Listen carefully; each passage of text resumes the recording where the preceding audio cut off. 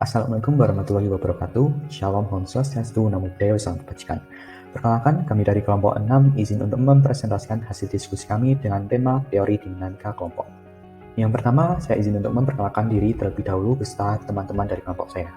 Yang pertama, saya sendiri, Rekan Afrianatan, kedua Tridia Valensi, ketiga Desmita, keempat Rifan, dan terakhir ada Reski Buddha. Topik yang akan dibahas adalah yang pertama, perubahan, yang kedua, perkembangan individu, dan terakhir ada perkembangan kelompok. Materi pertama yaitu perubahan. Teori dinamika kelompok. Dinamika kelompok diartikan sebagai kekuatan atau cara untuk mempengaruhi orang lain. Kelompok diartikan sebagai wadah yang berisi 2 orang atau lebih dengan tujuan dan maksud tertentu. Teori dinamika kelompok dikemukakan oleh Hadi tahun 2017 yang diartikan sebagai studi tentang interaksi yang menghubungkan satu anggota dengan anggota lain yang saling memberikan timbal balik yang jelas dan teratur untuk tujuan tertentu. Pendapat lain datang dari Rusmana tahun 2004 yang menarikkan bahwa teori dinamika kelompok adalah studi tentang adanya gejala dari akibat, perkembangan hubungan, dan teknik-teknik dalam mengubah hubungan manusia di dalam kelompok. Pengertian mengenai perubahan dikemukakan oleh Hakim tahun 2015, yaitu tindakan melakukan sesuatu yang baru, alur baru, teknologi dan sistem baru, prosedur baru, reorganisasi, dan lain-lain. Tanda-tanda adanya perubahan yaitu timbulnya konflik dalam level tertinggi atau level puncak. Yang kedua, menurunnya semangat kerja anggota. Ketiga, banyaknya pengaduan dari masyarakat. Keempat, lemahnya budaya organisasi. Dan kelima, ada munculnya perubahan di lingkungan eksternal.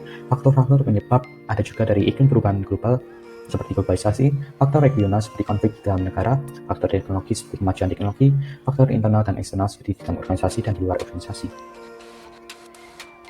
Selanjutnya yaitu tahapan perubahan. Pertama yaitu melakukan penetapan kebutuhan perubahan. Seseorang atau organisasi harus melakukan atau menganalisis daftar-daftar yang harus dibutuhkan sebelum mereka melakukan perubahan. Kedua yaitu menganalisis hambatan potensial. Seseorang atau organisasi harus mengetahui hambatan-hambatan di dalam perubahan tersebut. Yang ketiga yaitu implementasi atau melakukan perubahan. Keempat, evaluasi yaitu penilaian terhadap perubahan yang telah dilakukan. Perubahan juga mengalami kegagalan. Faktor dalam kegagalan ada 3, yaitu mengabaikan unsur manusia dalam proses perubahan. Kedua, implementasi perubahan yang buruk. Ketiga, kegagalan membangun koalisi yang kuat di dalam organisasi maupun di luar organisasi dengan pemangku kepentingan lain. Peran kepemimpinan dalam perubahan. Perubahan yang pada dasarnya adalah inovasi, di mana setiap individu diharap dapat memiliki semangat dan keinginan untuk melakukan inovasi secara berkelanjutan. Peran pemimpin di sini adalah menimbulkan faktor-faktor agar inovasi dari anggota organisasi dapat terus tumbuh dan berjalan sesuai tujuan. Fungsi-fungsi yang harus dilaksanakan oleh pemimpin. Menurut Rifai pada tahun 2003, yang pertama adalah memimpin dan mengkoordinasikan pelaksanaan pekerjaan staf. Yang kedua, mengadakan integrasi pekerjaan staf. Yang ketiga, mengumpulkan laporan-laporan tentang pelaksanaan dari unit-unit lain. Yang keempat, mengambil langkah-langkah yang diperlukan. Bidang-bidang dalam perubahan. Bidang-bidang dalam perubahan merupakan struktur organisasi yang dapat dirubah dari tanggung jawab departemental, yang dapat digabung berdasarkan lapisan vertikal dan dihilangkan dengan rentang kendali yang dilebarkan untuk membuat organisasi lebih datar dan kurang birokratis. Mengubah tata letak dapat diubah dengan mempertimbangkan tuntutan kerja, persyaratan interaksi formal, dan kebutuhan sosial. Ketika mengambil keputusan mengenai konfigurasi ruang, desain interior, penempatan peralatan, dan yang serupa, mengubah orang atau sekelompok orang untuk bekerja secara lebih efektif lagi dalam melaksanakan tugas dan wewenang yang diberikan. Perubahan tersebut meliputi perubahan sikap dan perilaku anggota organisasi lewat proses komunikasi, pengambilan keputusan, dan pemecahan masalah. Perlawanan akibat perubahan. Menurut Yuki pada tahun 2005, secara umum penyebab perlawanan terhadap perubahan, baik individu maupun organisasi, dikarenakan kurangnya kepercayaan atau keyakinan bahwa perubahan tidak perlu. Keyakinan bahwa perubahan itu tidak mungkin dan ancaman yang ekonomis berupa biaya yang relatif tinggi, ketakutan akan kegagalan pribadi, dan hilangnya status dan kekuasaan.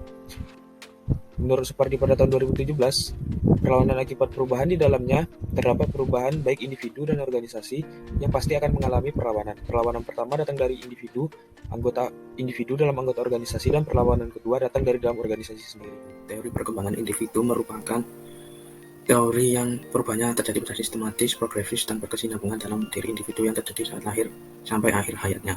Pengertian tersebut diartikan sebagai bentuk perubahan-perubahan yang dialami oleh setiap individu pada tingkatan kedewasaan serta kematangan.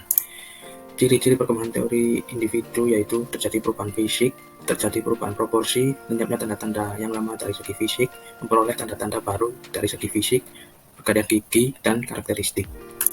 Selanjutnya, prinsip-prinsip perkembangan teori individu yaitu 1. Perkembangan merupakan proses yang tidak pernah berhenti. 2. Semua aspek perkembangan saling berhubungan. 3. Perkembangan terjadi pada tempo yang berlainan. 4. Setiap fase perkembangan mempunyai ciri-ciri yang khas. 5. Setiap individu normal akan mengalami tahapan perkembangan. 6. Perkembangan mengikuti pola atau arah tertentu. Selanjutnya, arah perkembangan. Arah perkembangan terdiri dari struktur yang mendahului fungsi, 2. Diferensi ke dalam integrasi. Dan ketiga, konkret ke bagian abstrak. 5. Egosentris ke perspektif. 6. Outer control ke inner control. Selanjutnya, aspek-aspek perkembangan. Aspek-aspek perkembangan terdiri dari perkembangan fisik dan psikomotorik. Yang kedua, perkembangan kognitif dalam bahasa. Ketiga, perkembangan moral, sosial, dan keagamaan. Dan keempat, perkembangan emosi dan kepribadian. Makna perkembangan organisasi. Perkembangan organisasi adalah upaya yang direncanakan dan dilaksanakan di tingkat organisasi untuk meningkatkan efektivitas serta memungkinkan organisasi untuk mencapai sasaran strategisnya. Pengembangan organisasi merupakan perubahan yang direncanakan, perubahan dalam bentuk pembaruan organisasi serta pengembangan organisasi, terus-menerus terjadi serta mempunyai pengaruh yang sangat dominan dalam masyarakat saat ini. Terdapat dua faktor, yakni faktor internal, merupakan tujuan dari organisasi, strategi, kebijakan, manajerial, serta pengembangan teknologi, dan yang terakhir perilaku karyawan atau anggota organisasi. Kemudian yang kedua yakni faktor eksternal atau lingkungan, yakni seperti sistem politik, ekonomi, teknologi, pasar, serta nilai-nilai. Definisi pengembangan organisasi menurut beberapa ahli. Yang pertama, menurut George F. Terry, menurut definisi formal, pengembangan organisasi mencakup usaha-usaha untuk meningkatkan hasil dengan memperoleh yang paling baik dari para pegawai, baik secara individual maupun sebagai anggota kelompok kerja. Kemudian menurut Prof. Dr. Sendang Siagaan, pengembangan organisasi yakni sebagai teori manajemen berarti serangkaian konsep, alat, dan teknik untuk melakukan perencanaan jangka panjang dengan sorotan pada hubungan antara kelompok kerja dan individu dikaitkan dengan perubahan-perubahan yang bersifat struktural. Isi konsep pengembangan organisasi. Pengembangan organisasi merupakan suatu aktivitas yang mengatur dan mendesain manajemen dan aktivitas-aktivitas kegiatan organisasi dalam mencapai efektivitas organisasi. Pengembangan organisasi suatu metode sistematik tentang bagaimana organisasi menjalankan peran dalam suatu sistem sosial dan menganalisis data. Secara praktek, jabatan untuk melihat kasus dan konsekuensi pada fungsi organisasi, pengembangan organisasi membentuk proses dalam mendiagnosis, intervensi, dan mengevaluasi organisasi. Perkembangan organisasi. Menurut Grenier, terdapat 3 pendekatan, yakni yang pertama unilateral power, yakni seorang pemimpin yang mengambil keputusan. Kemudian ada share power atau berbagi kekuasaan antara pemimpin dan anggota memiliki setara yang sama dalam pengambilan keputusan.